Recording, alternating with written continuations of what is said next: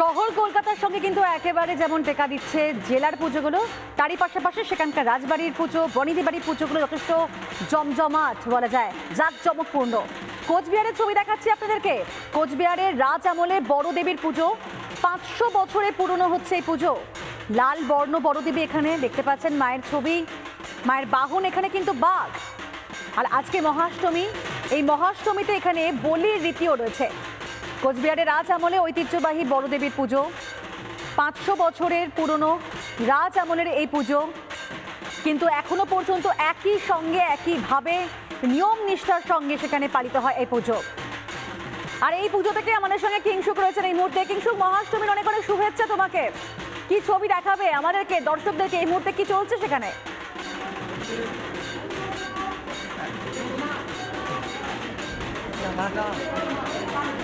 Hello,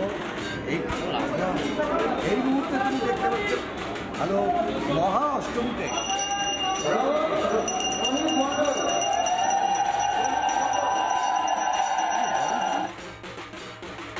উলুধ্বনি শুনতে পাচ্ছি আমরা, শঙ্খধ্বনি শুনতে পাচ্ছি।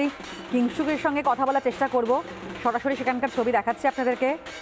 যেমনটাই বলছিলাম, অত্যন্ত পুরনো পুজো, 500 বছর, ভাবতে পারছেন 500 বছরেরও পুরনো হচ্ছে, তার থেকেও বেশি হতে পারে রাজ আমলের এই পুজো, কিন্তু এখনো এই মুহূর্তে আমি দাঁড়িয়ে রয়েছি কোচবিহারের বড় দেবী। আমি ছবিটা একবার দেখাই।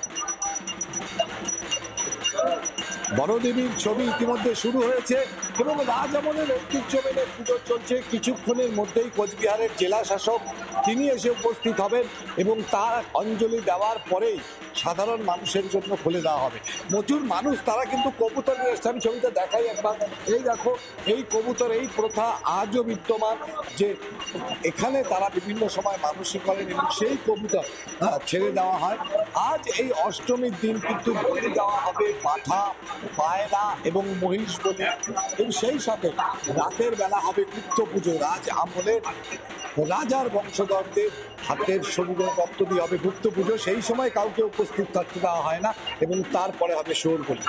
প্রচুর মানুষ ভিড় জমিয়েছেন এই বড় দেবীকে দেখতে এবং কথিত আছে বড় দেবীর এই পুজো সম্পন্ন হয় না, এই পুজো না দেখলে মায়ের দর্শন সম্পন্ন হয় না। আমি আবার একবার ছবিটা দেখাবো।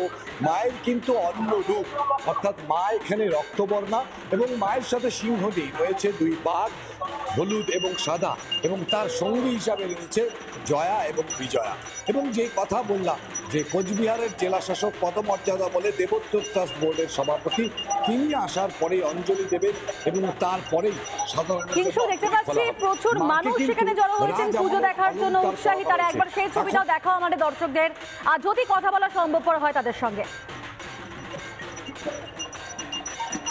একদমই আমি মানুষের ছবিটা দেখানোর চেষ্টা করছি, আমি কথা বলারও চেষ্টা করব তাদের সাথে। তুমি দেখতে পাচ্ছ প্রচুর মানুষ, তারা কিন্তু ভিড় জমিয়েছেন। আমি একবার কথা বলার চেষ্টা করি।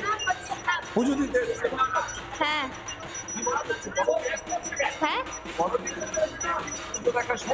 হ্যাঁ, না পুজো দেখা শুরু হয়ে গেছে ষষ্ঠী থেকেই। শিলিগুড়িটা প্রথম দেখেছি, তারপরে এখানে এসেছি বড় থেকে। হ্যাঁ, অঞ্জলি দেব। আমি আরো 1-2 জনের সাথে কথা বলার চেষ্টা করবো। কি বলবো? আমি ফেস্টার জাত থাকি আসছি। না এইবার প্রথম আসলাম। ভালোই লাগছে।